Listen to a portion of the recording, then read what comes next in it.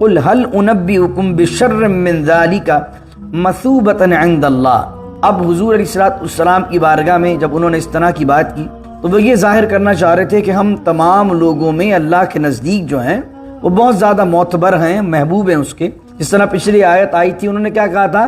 نحن ابناء اللہ و احباؤ، ہم تو اللہ کے بیٹے اور اللہ کے محبوب ہیں۔ یہودیوں کا یہ دعویٰ تھا۔ تو اللہ نے کہا اے حبیب کہیے هل انبئکم، کیا میں تمہیں خبر نہ دوں؟ بشر من ذلک مثوبۃ عند اللہ، اللہ کے نزدیک درجے کے اعتبار سے سب سے بدتر کون ہے؟ مثوبتاً مانے درجہ، اسٹیٹس۔ اللہ تعالیٰ کے نزدیک اس کی بارگاہ میں درجے کے اعتبار سے سب سے بدتر کون ہے؟ اللہ فرماتا ہے کون ہے؟ من لعنہ اللہ، اللہ کے نزدیک بدتر وہ ہے کہ جس پر اللہ نے لعنت کی ہے، وغضب علیہ، اور بدتر وہ ہے جس پر اللہ کا غضب ہوا۔ اور کن لوگوں پر اللہ کی لعنت ہوئی ہے، کن لوگوں پر غضب ہوا ہے؟ باللسانی یفقہوا قولی، اللہم صلی علی سیدنا ومولانا محمد معدن الجود والکرم وآلہ وصحبہ وبارک وسلم۔ یا ایہا الذین آمنوا لا تتخذوا الذین اتخذوا دینکم ہزوا ولعبا من الذین اوتوا الکتاب من قبلکم والکفار اولیاء واتقوا اللہ ان کنتم مؤمنین، صدق اللہ مولانا العظیم۔ چوتھے کوارٹر کا چھٹے پارے کے آغاز ہے اور رکوع نمبر ہے 13، آیت نمبر ہے سورہ مائدہ کی 57۔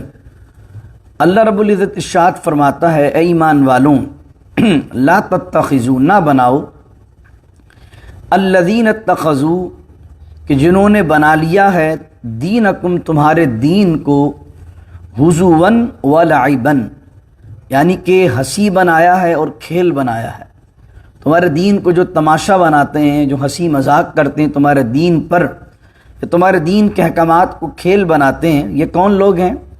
من الذین اوتوا الکتاب، یہ ان لوگوں میں سے ہیں جنہیں اللہ نے کتاب عطا فرمائی ہے، من قبلکم، تم سے پہلے، والکفارا، اور کفار کو نہ بناؤ، کیا نہ بناؤ؟ اولیاء، دوست نہ بناؤ، یعنی کہ جو لوگ اللہ کے دین کا مذاق اڑاتے ہیں ان کو دوست نہ بناؤ۔ اب یہاں تو اس آیت میں اللہ رب العزت فرما رہا ہے کہ جو اہل کتاب میں سے ہیں، کافر ہیں، جو دین کا مذاق اڑاتے ہیں، ان کو دوست نہ بناؤ۔ تو یہ جو آج کل اسٹینڈ اپ کامیڈی نکل گئی ہے، اس طرح کے کامیڈینس آ گئے ہیں، یہ دنیاوی چیزوں میں تو مذاق کرتے ہیں، لیکن جنت کا، دوزخ کا، اسلام کا، چار شادیوں کا، بہت ساری چیزوں کے اندر جو اسلام نے احکامات قرآن و سنت نے بیان کی، ان کا مذاق اڑاتے ہیں، تمسخر کرتے ہیں۔ تو بتائیے پھر ایک مومن میں اور ایک کافر میں کیا فرق ہے کہ مومن بھی دین کا مذاق اڑائے اور ایک اپنے آپ کو مسلمان کہنے والا بھی، اپنے آپ کو اسلام کا دعویٰ کرنے والا بھی، وہ اسلام کا مذاق اڑائے۔ اللہ کہتا ہے واتقوا اللہ، اللہ سے ڈرو، ان کنتم مؤمنین، اگر تم مومن ہو۔ وَإِذَا نَادَيْتُمْ إِلَى الصَّلَاةِ اتَّخَذُوهَا، اور جب ندا کی جاتی ہے اذان کی طرف، یعنی اذان دی جاتی ہے، ندا کی جاتی ہے نماز کی طرف، نماز کی طرف ندا کیا ہوتی ہے؟ اذان ہوتی ہے۔ تو وہ کیا کرتے ہیں؟ اتخذوها ہزوا ولعبا، تو وہ اذان کا بھی مذاق اڑاتے ہیں اور اس کو کھیل بناتے ہیں۔ اللہ کہتا ہے ذالک بانہم قوم لا یعقلون، یہ وہ قوم ہے کہ جن کو بالکل عقل نہیں ہے کہ کس چیز کی کیا اہمیت ہے۔ اذان جو ہے وہ مدینۃ المنورہ میں آ کر جو ہے وہ لازم ہوئی۔ یہ الفاظ جو آپ سنتے ہیں اذان میں، یہ مدینۃ المنورہ کے اندر مسلمانوں نے اس طریقے سے اذان دینا شروع کی۔ مکے کے اندر جب نماز کا موقع ہوتا تو کہا جاتا الصلاۃ جامعۃ، نماز قائم ہو گئی ہے، تمام لوگ آ کر نماز کو ادا کر لیتے تھے۔ اس کے بعد نبی کریم صلی اللہ علیہ وسلم نے ایک بار مشورہ کیا۔ حضرت انس کے بھتیجے کہتے ہیں کہ میرے چچا نے مجھے خبر دی ہے کہ حضور نے پوچھا کہ نماز کے لیے کیسے بلایا جائے، بخاری میں بھی حدیث ہے یہ۔ تو کچھ لوگوں نے کہا حضور جب نماز کا وقت آئے تو ایک جھنڈا ہم لگا دیا کریں، تمام لوگ جب اس جھنڈے کو دیکھ لیں گے تو سمجھ جائیں گے نماز کا وقت ہو گیا ہے اور پھر نماز پڑھنے آ جائیں گے۔ ایک شخص نے کہا حضور ایسا کرتے ہیں کہ ہم ناقوس بجاتے ہیں، ناقوس ایک ڈھول کی طرح ہوتا ہے جو لکڑی سے بجایا جاتا ہے، ہم ناقوس بجاتے ہیں تاکہ لوگوں کو پتہ پڑ جائے گا، یا پھر ایک سور کی طرح ہوتا ہے بھونپا، اگر اس کو سائرن بجائیں گے تو لوگ نماز کے لیے آ جائیں گے۔ کسی نے کہا حضور ہم ایسا کرتے ہیں جس طرح جو گھڑیال ہوتا ہے ٹن ٹن کر کے جب گھڑیاں بجتی تھی، ہم جو اس کو بجاتے ہیں اس کے ذریعے سے لوگ نماز کے لیے آ جائیں گے۔ حضور نے فرمایا وہ جو ناقوس ہے اس میں یہودیوں کی مشابہت ہے، اور گھنٹے کے اندر جو ہے وہ عیسائیوں کی مشابہت ہے۔ عبداللہ بن زید رضی اللہ عنہما ایک صحابی رسول ہے، کہنے لگے یا رسول اللہ صلی اللہ علیہ وسلم، میں نے کل خواب دیکھا، اور میں نے خواب دیکھا کہ خواب میں کوئی شخص اس طرح کی کلمات کہہ رہا ہے، اللہ اکبر اللہ اکبر، اشہد ان لا الہ الا اللہ، اشہد ان لا الہ الا اللہ۔ پورے اذان کے کلمات انہوں نے حضور صلی اللہ علیہ وسلم کے سامنے بیان کر دی۔ حضور صلی اللہ علیہ وسلم نے جب ان کلمات کو سنا تو حضور نے پسند فرمایا، اور عبداللہ بن زید کی اس دن طبیعت ٹھیک نہیں تھی، تو آپ نے حضرت سیدنا بلال حبشی رضی اللہ عنہ کو کھڑا کیا اور کہا بلال عبداللہ بن زید سے کلمات سنتے جاؤ اور اذان دیتے جاؤ۔ اب حضرت بلال نے پہلی مرتبہ کھڑے ہو کر ان کلمات سے اذان دی، اور پھر جب اذان کے کلمات گھر میں بیٹھے تھے حضرت عمر فاروق رضی اللہ عنہ ان کے کان نے پڑے تو حضور کی بارگاہ میں آ کر کہنے لگے یا رسول اللہ، اللہ کی قسم میں نے خود بھی یہ کلمات چند دن پہلے خواب کے اندر سنے۔ تو محدثین نے نقل کیا کہ 10 سے 12 صحابہ کرام رضوان اللہ تعالی علیہ مجمعین نے اذان کی کلمات کو خواب میں سنا، اور پھر اس طریقے سے اذان جو ہے وہ رائج ہو گئی، اور اذان کیا ہوئی؟ شعار ہو گئی۔ تو پتہ چلا جب بلایا جائے نماز کی طرف تو بلانا کیا ہے؟ اذان ہے۔ تو اذان کے حوالے سے یہ کہ ہر نماز کے اندر اذان ہونی چاہیے، جس طرح سے آپ کو پتہ لگا قرآن کریم نے اذان کا ذکر کیا، اور اذان خوبصورت ہونی چاہیے۔ کوشش کریں کہ جب بھی اذان دیں جتنا خوبصورتی، کیونکہ اذان پہلی دعوت ہے نماز کے لیے، نماز کے لیے تو آدمی بعد میں آتا ہے، تو پہلی چیز ہے اذان۔ تو اذان کو بہت زیادہ خوبصورت ہونا چاہیے، تاکہ انویٹیشن کارڈ آپ نے دیکھیں، انویٹیشن کارڈ جب کسی کو ہم بھیجتے تو بہت خوبصورت سا بنا کے بھیجتے ہیں کہ ہمارے یہاں دعوت ہے آپ آئیے گا، تو سمجھ لیجئے یہ جو اذان ہے یہ نماز کا انویٹیشن ہے، تو اس کو بہت زیادہ خوبصورت ہونا چاہیے۔ تو جو اذان دینے کا شوق ذوق رکھتے ہیں ان تمام لوگوں کو چاہیے کہ اذان اچھی طرح سیکھیں اور اچھے سے اچھے انداز سے دینے کی کوشش کریں۔ اللہ کہتا ہے قل یا اہل الکتاب، اے حبیب فرما دیجئے اے اہل کتاب، ہل تنقمون، کیا تم ہم سے انتقام لینا چاہتے ہو؟ کیا تم کو ہم پر غصہ اس لیے ہے منا الا ان آمنا باللہ وما انزل الینا وما انزل من قبل، کہ ہم ایمان لائے اللہ پر، اور ہم اس پر بھی ایمان لائے جو ہماری طرف اللہ نے نازل کیا یعنی قرآن، وما انزل من قبل، اور ہم اس پر بھی ایمان لائے جو ہم سے پہلے نازل کیا، وَأَنَّ أَكْثَرَكُمْ فَاسِقُونَ، اور تم میں سے اکثر جو ہیں وہ فاسق ہیں، دین خدا کا تمسخر بنانے والے۔ یہ آیت کیوں نازل ہوئی؟ اس کے شان نزول میں علماء نے لکھا کہ یہودی ایک مرتبہ سرکار دو عالم صلی اللہ علیہ وسلم کی بارگاہ میں آئے، کہنے لگے کہ آپ کس کس نبی پر ایمان لاتے ہیں؟ حضور علیہ السلام نے مشہور انبیاء کرام علیہ السلام کے نام لیے، پھر آخر میں حضرت عیسیٰ علیہ السلام کا نام بھی لیا۔ تو یہودی کہنے لگے ہم آپ کی نبوت پر ایمان لے آتے، لیکن اگر آپ حضرت عیسیٰ علیہ السلام کو نبی نہ مانے تو ہم ان کو نبی نہیں مانتے، تو جو ان کو نبی مانے ہم اس کو بھی نبی نہیں مانتے۔ استغفر اللہ العظیم۔ عیسیٰ علیہ السلام سے اتنا بغض جو ہے وہ یہودیوں کو تھا، تو حضور علیہ السلام نے فرمایا اللہ کہ ہم سب نبیوں پر ایمان لاتے ہیں، اللہ نے جو نبی بھیجا ہر نبی سچا ہے، اور پھر فرمایا کہ تمہیں اس بات پر ہمیں دشمنی رکھتے ہو، انتقام لینا چاہتے ہو کہ ہم اللہ پر ایمان لائے اور وہ کتابوں پر ایمان لائے جو تم سے پہلے نازل ہوئیں، اور ان پر بھی ایمان لائے جو ہم پر نازل ہوئیں۔ پھر ان کو کہا گیا وَأَنَّ أَكْثَرَكُمْ فَاسِقُونَ، اور تم میں سے اکثر لوگ تو گنہگار لوگ ہیں۔ قُلْ هَلْ أُنَبِّئُكُمْ بِشَرٍّ مِّن ذَلِكَ مَثُوبَةً عِندَ اللَّهِ۔ اب حضور علیہ السلام کی بارگاہ میں جب انہوں نے اس طرح کی بات کی تو وہ یہ ظاہر کرنا چاہ رہے تھے کہ ہم تمام لوگوں میں اللہ کے نزدیک جو ہیں وہ بہت زیادہ معتبر ہیں، محبوب ہیں اس کے۔ جس طرح پچھلی آیت آئی تھی انہوں نے کیا کہا تھا؟ نحن ابناء اللہ و احباؤ، ہم تو اللہ کے بیٹے اور اللہ کے محبوب ہیں، یہودیوں کا یہ دعویٰ تھا۔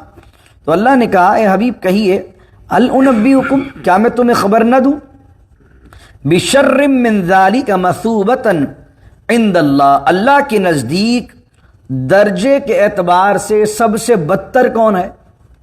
مثوبتاً مانے درجہ، اسٹیٹس، اللہ تعالیٰ کے نزدیک اس کی بارگاہ میں درجے کے اعتبار سے سب سے بدتر کون ہے؟ اللہ فرماتا ہے کون ہے؟ من لعنہ اللہ، اللہ کے نزدیک بدتر وہ ہے کہ جس پر اللہ نے لعنت کی ہے، وغضب علیہ، اور بدتر وہ ہے جس پر اللہ کا غضب ہوا۔ اور کن لوگوں پر اللہ کی لعنت ہوئی ہے، کن لوگوں پر غضب ہوا ہے؟ وجعل منہم، اور بنایا ہے اللہ نے ان میں قردۃ، بندر۔ قردۃن معنی ہوتا ہے بندر کو کہتے ہیں، خنازیر خنزیر کی جمع ہے۔ اللہ نے بنایا ہے ان میں سے بندر اور سور، وعبد الطاغوت، اور شیطان کی پیروی کرنا۔ یہاں پر مراد کیا کہ جو بنی اسرائیل یہودی آ کر حضرت عیسیٰ کی برائی کر رہے تھے، اللہ کے نبیوں کو برا کہہ رہے تھے، اللہ نے کہا بتاؤں اے حبیب ان کو بتائیے اللہ کے نزدیک بدتر کون ہے؟ بدتر وہ ہے کہ جس نے نبیوں کو شہید کیا، بدتر وہ ہے جس نے توریت کے اندر اللہ کے نبیوں کی نشانیوں کو چھپایا۔ اور وہ قوم کون بدتر ہے؟ جو بندر بنا دی گئی تھی۔ آپ کو یاد ہے بندر کون بنا تھا؟ جب ہفتے کے دن شکار کی منع کیا تھا، اس کے باوجود بھی انہوں نے اللہ کے حکم کو نہ مانا تو انہوں نے ان کو بندر بنا دیا۔ اس طرح خنازیر ہے، جس طریقے سے حضرت عیسیٰ علیہ السلام نے، اب 7ویں پارے میں آیت آئے گی، ان کو کہا تھا بھائی جو منسلوہ نازل ہو بچانا نہیں ہے، جنہوں نے بچا لیے کہ روایت کے مطابق ان کو سور بنا دیا گیا۔ وعبد الطاغوت، اور پھر وہ شیطان کی اور طاغوت کی پیروی کرنے والے بن گئے۔ اللہ کہتا ہے اولئک شر مکانہ، اسٹیٹس کے اعتبار سے یہی وہ لوگ ہیں جو سب سے شریر ہیں اور بدتر ہیں۔ وَأَضَلُّ عَنْ سَوَاءِ السَّبِيلِ، اور بہت زیادہ گمراہ ہیں سیدھی راہ سے، سیدھے رستے سے بہت دور ہیں۔ ایک صحابی نے کہا یا رسول اللہ صلی اللہ علیہ وسلم، ایک رومرز پھیل جاتے ہیں نا بہت سی چیزوں کے، اس زمانے میں بھی ہوگا رومر کہ جتنے بھی بندر ہیں یہ بندر کس کی نسل میں سے ہیں؟ بنی اسرائیل کی نسل میں سے، اور جتنے بھی سور ہیں یہ انہی کی اولاد میں سے ہیں جو بنی اسرائیل کے جو لوگ سور بن گئے تھے۔ تو حضور صلی اللہ علیہ وسلم کی بارگاہ میں کسی نے یہ بات پوچھ دی، ایک صحابی نے، یا رسول اللہ کے جتنے بندر ہیں یہ دنیا میں سارے بندر بنی اسرائیل کی قوم سے جن کو بندر بنایا تھا ان کی اولادیں؟ تو حضور صلی اللہ علیہ وسلم نے فرمایا جب اللہ کسی قوم پر اپنا عذاب بھیجتا ہے نا تو اس کو باقی نہیں رکھتا، اور بندر تو اس سے پہلے ہی موجود تھے جب یہ قومیں آئی تھیں۔ یعنی حضور علیہ السلام نے بیان کیا کہ یہ جو بات بیان کی جا رہی ہے کہ بندر شاید بعد میں بنا ہو اور پہلے وہ جو اللہ نے بندر بنایا ان کو اور ان کی نسلیں جو چل رہی ہیں، تو پھر اسی سے ملاپ کرتے ہوئے آپ کہتے ہیں کہ بندر جو ہے بندر پہلے بندر تھا اس کے بعد انسان بن گیا، استغفر اللہ العظیم۔ تو اس وجہ سے حضور صلی اللہ علیہ وسلم نے فرمایا کہ اللہ کا اصول یہ ہے کہ جب اللہ کسی قوم پر عذاب بھیجتا ہے تو اس قوم کو پھر باقی نہیں رکھتا۔ اور حضور نے پھر فرمایا بندر اور سور اس سے بھی پہلے کے ہیں، یہ تو اللہ کی دوسری مخلوق ہے۔ پھر فرمایا وَإِذَا جَاءُوكُمْ، اب یہودیوں کے لیے کہا اے حبیب جب یہ آپ کی بارگاہ میں آتے ہیں، قالوا آمنا، دعویٰ کرتے ہیں کہ ہم ایمان لائے، وَقَدْ دَخَلُوا بِالْكُفْرِ وَهُمْ قَدْ خَرَجُوا بِهِ، اللہ کہتا ہے حالانکہ حقیقت حال یہ ہے کہ یہ داخل بھی آپ کی بارگاہ میں کفر کے ساتھ ہوئے تھے اور نکلے بھی آپ کی بارگاہ سے کفر کے ساتھ ہیں۔ واللہ اعلم، اللہ بہت جانتا ہے، بما کانوا یکتمون، جس کو تم اپنے دلوں میں چھپاتے ہو۔ یعنی یہ اسی طرف اشارہ ہے جس کو میں نے پہلے درس میں بیان کیا تھا۔ کچھ لوگوں نے یہودیوں میں سے یہ پلاننگ کی کہ ہم صبح کے وقت حضور کی بارگاہ میں جاتے ہیں، ایمان لے آتے ہیں اور شام کو دوبارہ کافر ہو جائیں گے۔ تو صبح سے شام تک کا یہ جو عرصہ جو نئے نئے مسلمان ہیں وہ سوچیں گے کہ یار صبح ایمان لائے تھے، رات میں انہوں نے کفر کر دیا، اس کا مقصد اسلام میں ہی کوئی معاذ اللہ خرابی ہے۔ تو اللہ نے اس کی خبر دی، حبیب یہ دعویٰ کرتے ایمان لائے، وقد دخلوا بالکفر، یہ داخل بھی کفر میں ہوئے ہیں اور نکلے بھی کفر کے ساتھ ہیں۔ پھر فرمایا وَتَرَى كَثِيرًا مِّنْهُمْ، اور آپ دیکھیں گے ان میں سے اکثر کو، یہ کن کی بات ہو رہی؟ یہودیوں کی۔ وَتَرَى كَثِيرًا مِّنْهُمْ يُسَارِعُونَ فِي الْإِثْمِ وَالْعُدْوَانِ، اور آپ دیکھیں گے ان میں سے کثیر لوگوں کو کہ وہ بھاگ دوڑ کرتے ہیں فی الاسم، گناہ میں، والعدوان، اور سرکشی میں، اللہ کی حدوں سے بڑھنے میں، لڑائی جھگڑے میں، وَأَكْلِهِمُ السُّحْتَ، اور حرام کا مال کھانے میں۔ لَبِئْسَ مَا كَانُوا يَعْمَلُونَ، کتنا برا عمل ہے جو وہ کر رہے ہیں۔ یہاں پر یہ بیان کیا گیا کہ یہودی دنیا میں وہ قوم ہے کہ جو ہر برائی کے کام کے اندر بڑی بھاگ دوڑ کرتی ہے، ہر فتنہ ڈالنے میں۔ اثم مانے گناہ، عدوان مانے سرکشی، اللہ کی حد سے نکلنا، وَأَكْلِهِمُ السُّحْتَ، اور حرام خوری میں، سحت کا معنی حرام مال، اکلم کا معنی کھانا اسے، فرمایا اس میں بھاگ دوڑ کرتے ہیں۔ اب اللہ رب العزت، اب یہ جو اگلی آیت ہے یہ بڑی اہم آیت ہے، لولا ینہاہم الربانیون، اور کیوں منع نہیں کرتے ربانیون، ان کے ربانی، ان کے صوفی، ان کے پیر و مرشد، والاحبار، میں نے کہا تھا حبر کا معنی یہودیوں کے عیسائیوں کے علماء کے لیے آتا ہے، احبار اس کی جمع ہے، اور ربانی کس کو کہتے ہیں؟ رب والا، اللہ والا۔ ربانی معنی صوفی، پیر و مرشد، جو اپنے آپ کو صوفیہ کا دعوے دار کہتے ہیں۔ اللہ کہتا ہے ان کے اندر بھی نیک لوگ تھے، ان کے اندر بھی تو علماء تھے نا۔ اللہ ان علماء کی اور ان پیروں کی ذمہ داری کیا لگاتا ہے؟ لولا ینہاہم الربانیون، اور کیوں منع نہیں کرتے ان کے صوفی، ان کے درویش، ان کے علماء، ان قولہم الاثم، گناہ کی بات سے انہیں، واکلہم السحت، اور حرام خوری کرنے سے، حرام کا مال کھانے سے وہ پیر و مرشد یا علماء ان کے کیوں منع نہیں کرتے؟ لبئس ما کانوا یصنعون، اور وہ جو برائی سے نہیں روک رہے انہیں بہت برا کام کر رہے ہیں۔ اب مجھے سوچئے، آیت تو نازل ہوئی ہے یہودیوں کے لیے، لیکن اس دور میں دیکھیں آپ، ہم نے خود ذاتی طور پر مشاہدہ کیا کہ عالم جو ممبر و محراب پہ بیٹھنے والا آدمی بھی ہے وہ بھی عزت نوٹ والوں کو دے، پیر و مرشد بھی جو بن جائے وہ بھی پیسے والے کو عزت دے، تو غریب کہاں جائے؟ جب علماء بھی اور صوفیاء بھی اور پیر و مرشد بھی جو زمانے کے اندر ملتے ہیں، اس زمانے میں یہ سب پیسے والوں کو عزت دیں گے تو غریب سمجھ جائے گا اس دنیا میں ایک ہی جینے کا طریقہ ہے، دین میں بھی عزت پیسوں سے ملتی ہے، دنیا میں بھی عزت پیسوں سے ملتی ہے، تو بائے حق بائے کرک پیسہ بنانے کی کرے گا۔ پھر یہ جو امیر لوگ ہوتے ہیں، بہت سے پیر اور بہت سے علماء ان کو شرعی مسئلہ نہیں بتاتے، صحیح کبھی بھی اس کو نہیں بتائیں گے ہاتھ پکڑ کے اکیلے میں لے جا کر کہ بیٹا جو تو کام کر رہا ہے یہ حرام کام، اس کو تو چھوڑ دے، حلال کی طرف آ جا۔ کیوں؟ کیونکہ اگر مسئلہ بتائیں گے تو چندہ آنا بند ہو جائے گا۔ پیر بھی کیوں؟ پیر سارے وظیفے دے رہا ہوگا کہ یہ کر لو، یہ پڑھ لو، وہ کر لو، لیکن یہ نہیں بتائے گا کہ بیٹا تیری زندگی کے اندر جو مسائل ہیں وہ حرام کھانے کی وجہ سے، تیرا یہ جو کاروبار ہے یہ ٹھیک نہیں ہے، تو یہ جو کام کر رہا ہے یہ ٹھیک نہیں کر رہا۔ تو امیروں کو کبھی بھی آپ اگر شریعت کا حکم نہیں بیان کریں گے تو مجھے بتائیے پھر وہ شریعت پر آئیں گے کیسے؟ اور علماء بھی اور مسجد کا امام بھی اگر پیسوں والوں سے ڈرے گا شریعت بتاتے ہوئے تو کون انہیں شریعت بتائے گا؟ ممبر پر اور جمعے کے دن بھی تقریر میں وہی بیان کیا جائے گا کہ جو امیر چاہتے ہیں مسجد میں بیان ہو، تو مجھے بتائیے شریعت اللہ کی کون بیان کرے گا؟ تو فرمایا، اور علماء فرماتے ہیں علماء کے لیے اور صوفیوں کے لیے قرآن کریم میں سخت آیت یہ ہے کہ کیوں منع نہیں کرتے؟ تو مقصد کیا ہوا کہ برائی سے منع کرنا علماء کی ذمہ داری ہے اور پیروں کی ذمہ داری ہے۔ نبی کریم صلی اللہ علیہ وسلم کی حدیث ہے، اللہ نے فرشتوں کو حکم دیا کہ فلاں بستی پر عذاب لے آئیں، تو انہوں نے کہا یا رسول اللہ، انہوں نے کہا یا اللہ، اس بستی کے اندر سب لوگ گناہگار ہیں لیکن ایک بندہ ایسا ہے کہ وہ تو اپنی عبادت میں مشغول رہتا ہے، اپنے گھر میں رہتا ہے، اپنے گھر کے اندر عبادت کرتا رہتا ہے، اس کا نہ کسی سے لینا ہے نہ دینا ہے۔ تو اللہ رب العزت فرماتا ہے کہ نہیں، اس کو بھی عذاب میں شامل کر دو، کیونکہ وہ بستی میں رہا لیکن لوگوں کو اس نے برائی سے منع نہیں کیا، لوگوں کو اس نے برائی سے نہیں روکا، ظلم سے نہیں روکا، اس لیے اس پر بھی عذاب لے آؤ۔ تو پتہ چلا برائی سے روکنا امر بالمعروف و نہی عن المنکر یہ علماء کی ذمہ داری ہے، یہ صوفیاء کی ذمہ داری ہے۔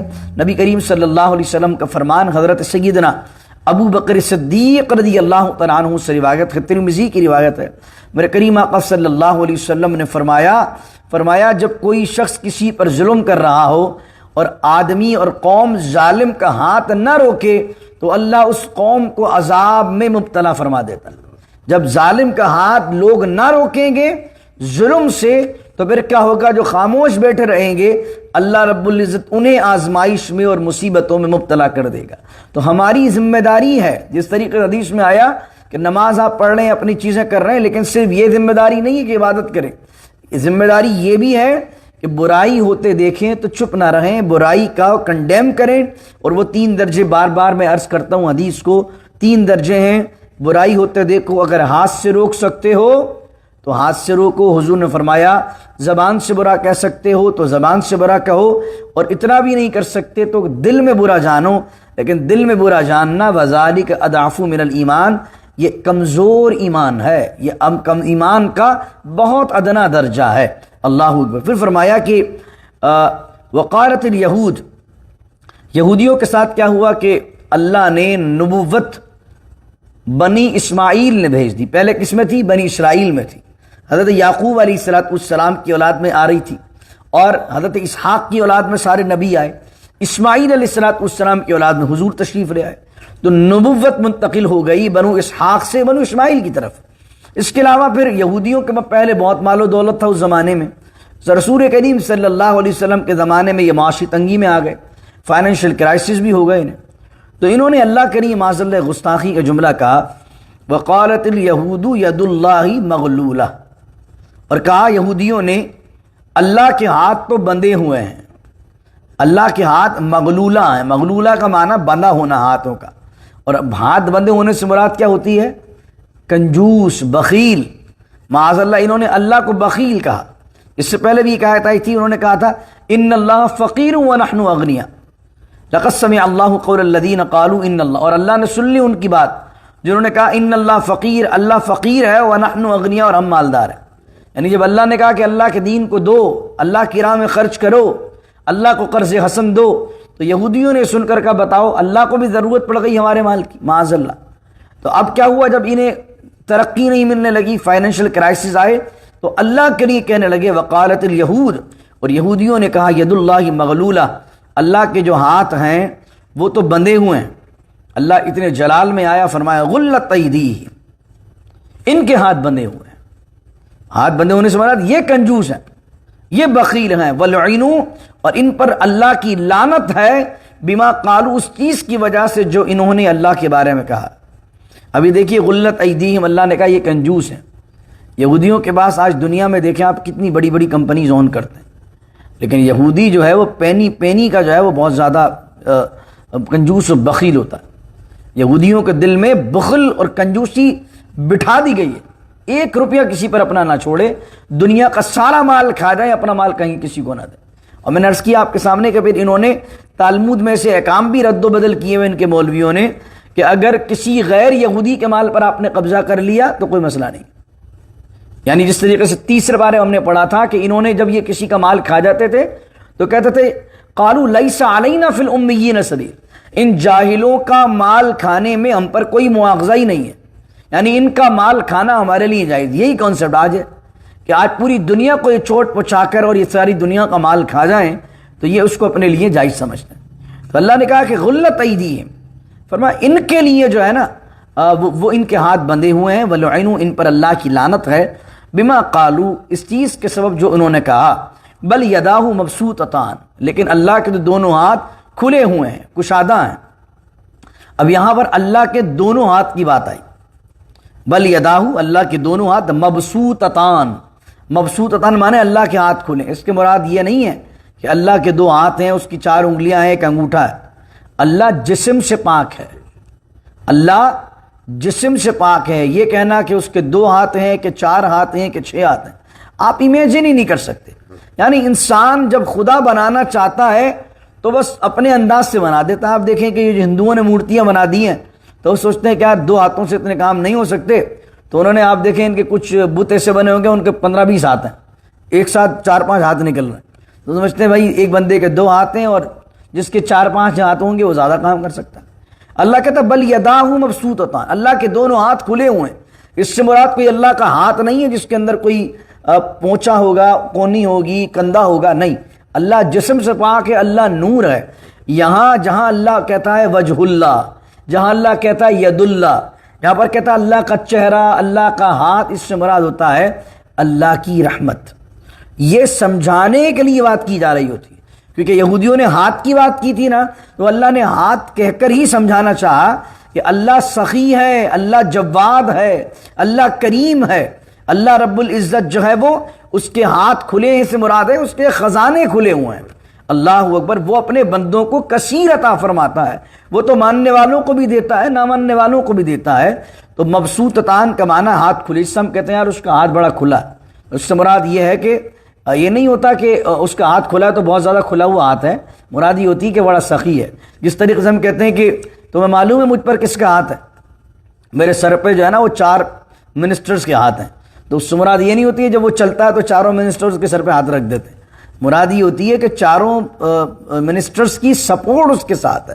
تو سمجھانے کے لیے بعض اوقات یہ لفظ استعمال کر لیے جاتے ہیں. کوئی اگر ان لفظوں سے اللہ کا ہاتھ مان لے کہ قرآن میں لکھا ہے تو کفر ہو جائے گا، کیونکہ اللہ کا جسم مانیں گے تو جسم جس کا ہوتا ہے وہ ایک جگہ محدود ہوتا ہے، تو اللہ پھر کو محدود مانیں گے اور اللہ کو محدود ماننا کفر ہے. فرمایا کہ وَلَيَزِيدَنَّ يُنْفِقُ كَيْفَ يَشَاءُ، فرمایا کہ اللہ کے ہاتھ کھلے ہوئے ہیں. يُنْفِقُ كَيْفَ يَشَاءُ، جیسے وہ چاہتا ہے خرچ کرتا ہے، جس پر چاہتا ہے جیسے چاہتا ہے، اس کی رحمت ہے جس کو نواز دے. وَلَيَزِيدَنَّ، دو آیتیں انشاءاللہ پھر رکوع مکمل ہوتا ہے. وَلَيَزِيدَنَّ كَثِيرًا مِّنْهُمْ، اور ضرور بڑھائے گا ان میں سے اکثر کو اس چیز کے سبب ما انزل الیک من ربک، جو نازل کیا ہے اے حبیب آپ کے رب نے آپ کی طرف. کس میں بڑھائے گا ان کو؟ طغیاناً، سرکشی میں، اور وہ کفرا، اور کفر میں. مراد یہ کہ جیسے جیسے قرآن نازل ہوتا رہے گا ان یہودیوں کی سرکشی اور ان کا کفر اس جیلسی میں بڑھتا رہے گا. یعنی جیسے جیسے مسلمان ترقی کرتے رہیں گے ایسے ایسے ان کو تکلیف بڑھتی رہے گی. اللہ کہہ رہا ہے کہ حبیب یہ قرآن کے نازل ہوتے ہوتے ان کو بڑی تکلیف ہوگی. وَأَلْقَيْنَا، اور اللہ نے ڈال دیا ہے بَيْنَهُمْ، ان کے درمیان، عداوت، دشمنی کو، والبغضاء، بغض کو، الی یوم القیامہ، قیامت تک. یہ قیامت تک لڑنے بھڑنے میں ہی رہیں گے، قیامت تک دشمنی اور جلن کی آگ میں جلتے رہیں گے. کلما، اللہ کہتا ہے جب بھی، اوقدو، بھڑکائی، نارن، انہوں نے آگ، للحربی، جنگ کے لیے جب بھی یہودی آگ بھڑکاتے ہیں، اطفأها اللہ، اللہ اسے بجھا دیتا ہے. آپ دنیا میں آج بھی دیکھ لیجئے، اس زمانے میں بھی دیکھ لیجئے، جنگ کے اندر لوگوں کو پن کرنے والے یہودی ہیں، ایک دوسری قوم کو لڑانے والے یہودی ہیں. لوگوں کو اب وہاں پر اس زمانے میں کیا کرتے تھے؟ لوگوں سے مل کر آتے تھے. غزوہ احزاب ہوا ہے اور بھی غزوات ہوئے ہیں. یہ جا کر کے کیا آتے تھے کہ بھائی ہم تو مدینے میں بیٹھے ہوئے. جس طرح میں نے آپ کو کہا دو قبیلے تھے، بنو نضیر اور بنو قریظہ، یہودیوں کے. تو یہ باہر جا کر جو دشمن تھے مسلمانوں کو ان سے کہہ کر آتے کہ تم باہر سے حملہ کرو، اندر ہم بیٹھے ہوئے، جیسے ہی تم نے حملہ کیا تو ہم اندر سے حملہ کر دیں گے. تو مسلمان اچانک بھوکھلا جائیں گے کہ باہر والوں سے حملہ کریں کہ اندر والوں سے حملہ کریں.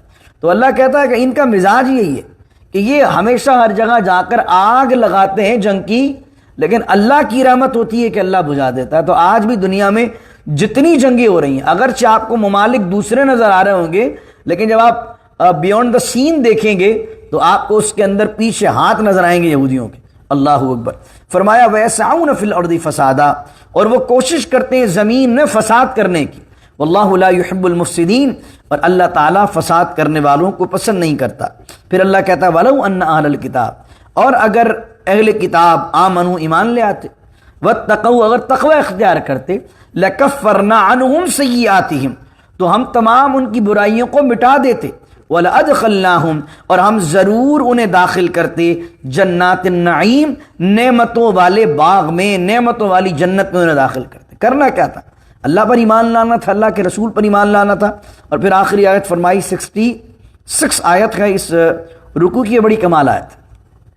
وَلَوْ أَنَّهُمْ أَقَامُوا التَّوْرَاةَ، اور اگر وہ قائم کرتے توریت کو، والانجیل، اور انجیل کو، وما انزل الیہم من ربہم، اور قائم کرتے اس چیز کو جو ان کے رب کی طرف سے ان کی طرف نازل کیا. یعنی اللہ کی کتاب میں جو احکامات ہیں اگر وہ اس کو قائم کر لیتے، اللہ کے دین کی سربلندی کے لیے محنت کرتے، اللہ کہتا ہے لَأَكَلُوا مِن فَوْقِهِمْ، تو خزانے اللہ کے وہ اپنے اوپر سے بھی کھاتے، وَمِن تَحْتِ أَرْجُلِهِمْ، اپنے پیروں کے نیچے سے بھی کھاتے. اور یہاں فرمایا مِنْهُمْ أُمَّةٌ مُقْتَصِدَةٌ، ان میں ایک گروہ ہے، ان یہودیوں میں، ان عیسائیوں میں ایک گروہ ہے جو معتدل گروہ ہے، اعتدال والا، اچھا بندے، اچھے لوگ ہیں، سارے برے نہیں ہیں، کچھ لوگ ایسے بھی ہیں. تو قرآن کا دیکھیں مزاج کیا ہے، اگر کسی قوم میں برائی ہے تو سب کی برائی نہیں کرتا اللہ، جو برے ہیں ان کی برائی کرتا، لیکن اگر جو تھوڑے اچھے ہیں ان کی اچھائی بھی کرتا. منہم امۃ مقتصدہ، ان میں سے ایک گروہ ہے جو مقتصدہ ہے، اعتدال پسند ہے. وکثیر منہم، لیکن جو اکثر ہیں، ساء ما یعملون، برے عمل کرنے والے ہیں. اس آیت سے ایک چیز سمجھ لیجیے آپ، اللہ نے جو یہ جو آپ کو گارنٹی دی ہے کس بات کی، کہ اگر تم توریت کو، انجیل کو اور اللہ کی کتاب کو قائم کرو، فیصلہ جب بھی تمہیں کرنا ہو اللہ کے مطابق فیصلہ کرو. اگر کبھی کوئی سچویشن آ جائے دین کے مطابق فیصلہ کرو، دین کے ساتھ رہو۔ اللہ کہہ رہا لَأَكَلُوا مِن فَوْقِهِمْ، فوق کہتے معنی اوپر، تحت معنی کہتے ہیں نیچے، فوقہم اپنے اوپر سے بھی کھائیں گے، اپنے نیچے سے بھی کھائیں گے۔ یعنی اگر جو بندہ دین پر چلے گا تو ایسا نہیں ہے وہ غریب ہو جائے گا یا مفلس ہو جائے گا، ناچار ہو جائے گا۔ جو دین پر چلے گا، جب کبھی آئے بات تو قرآن پر چلے گا، اللہ کہہ رہا اتنا دیں گے اسے ہم کہ اوپر سے بھی برسے گا، زمین سے بھی نکلے گا۔ اللہ اکبر، یعنی اوپر نیچے سے اللہ تعالیٰ بھرمار کر دے گا رزق روزی کی۔ تو اس لیے لوگوں کو چاہیے، علماء کو بھی چاہیے، امام کو بھی چاہیے، لوگوں کو بھی چاہیے، لوگوں پر توکل نہ کریں، اللہ پر توکل۔ جو قرآن نے کہا وہ بیان کر دیں مسلح سے بس۔ پیر کو بھی چاہیے امیر اور غریب مریدوں میں فرق نہ کرے، چندہ کہاں، ارے بھائی تم دین بیان کرو، اللہ لائنیں لگا دے گا تمہارے پیچھے۔ اللہ اکبر۔ حضور سیدنا غوث اعظم رضی اللہ تعالیٰ عنہ کی بارگاہ میں ایک شخص آیا اور آ کر کہنے لگا حضور میرے جو ہے وہ پراپرٹی میں یا میری ملکیت کے اندر بہت سارے گاؤں آتے ہیں، چند گاؤں کے اندر میرے ساتھ مسائل چل رہے ہیں، میرے لیے دعا کر دیں۔ آپ نے اللہ کی بارگاہ میں اس کے نے دعا کی، کچھ عرصے بعد آیا تو اس کا وہ کام حل ہو گیا تھا۔ اس نے کہا حضور میری جاگیر کے اندر اتنے باغ آتے ہیں تو میں ان میں سے 20 باغ آپ کو تحفہ کرتا ہوں، میرے 20 باغ لے لیجیے۔